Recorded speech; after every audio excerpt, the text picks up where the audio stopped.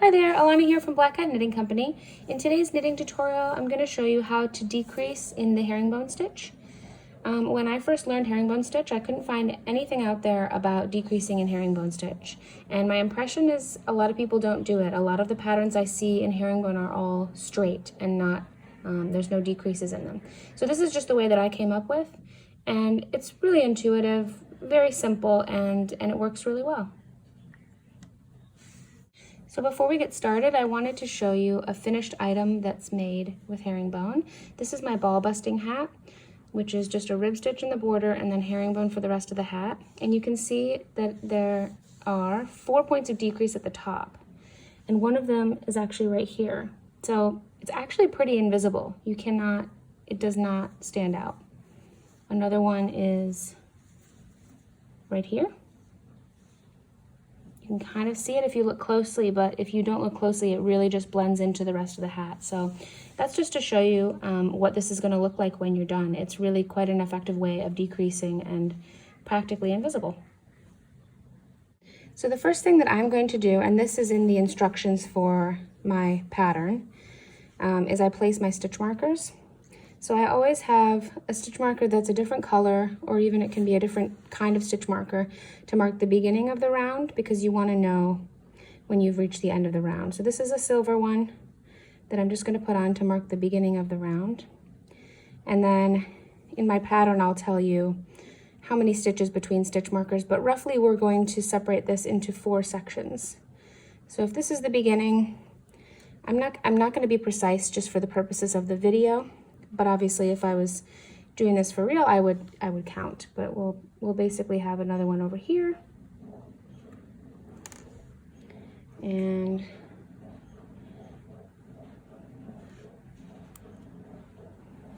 one over here,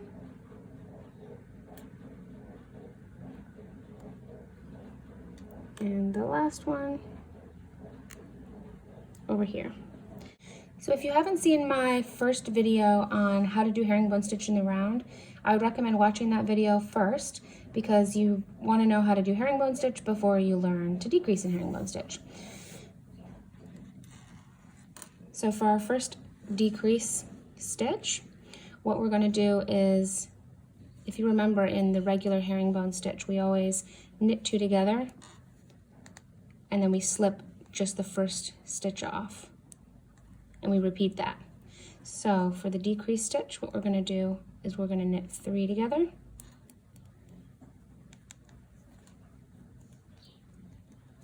and we're going to slip 2 off, and that's really it.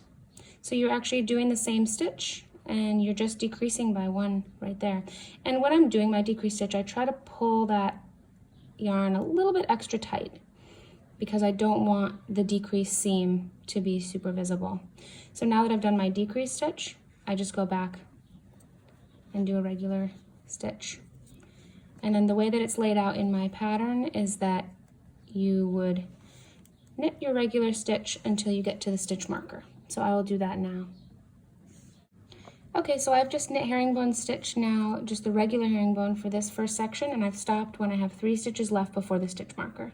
So now we're going to do the same decrease stitch that we did before. We'll knit 3 stitches together,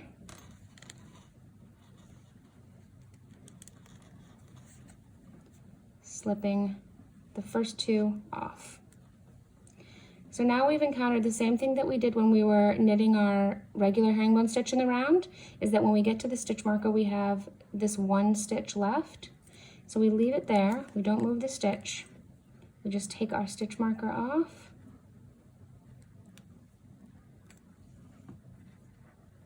close it up, and we simply move it to the other needle. In this case, we're going to be doing a decrease stitch on either side of the stitch marker, so we'll do another herringbone decrease stitch. Knit 3 together,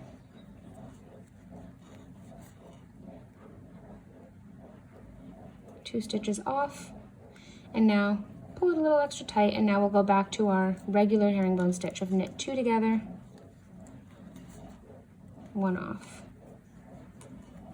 2 together, 1 off. And that's it. That's how you decrease in the herringbone stitch. So if you're decreasing on the next row, you would do the exact same thing but through the back loops. So you would knit 3 together, pop 2 off, but just through the back loops. And that's it. And this is how it'll turn out. Nice and invisible. I wanted to mention one other thing just while we're here talking about herringbone. If you ever drop a stitch in herringbone and you get freaked out because you don't know how to fix it, it's pretty simple, so I'll show you. So if my knitting was just sitting here and lost a stitch, when I pick it back up again, all you have to do, if I know that I'm in a row, so I'm in a row right now where I'm knitting through the front of the loops, so I just know that this stitch needs to be on my left needle. So I put it here in the direction of through the front. If I had dropped a stitch on a row where I was going through the back of the loops, this would need to go back on the needle, but the other direction. And that's it, because you know that you're always knitting 2 together and dropping 1 off. So the stitch that this yarn is coming through should be on the left needle. So I'll just put it back like that, and then you're good to go. You can keep knitting. That's it for this video. Thanks for watching. Feel free to leave comments and ask questions below. I would be interested to hear if anyone else has seen any other methods for decreasing in herringbone stitch. Thanks so much for watching. If you'd like to find my black cat knitting patterns, I've put links in the description box below. Happy knitting!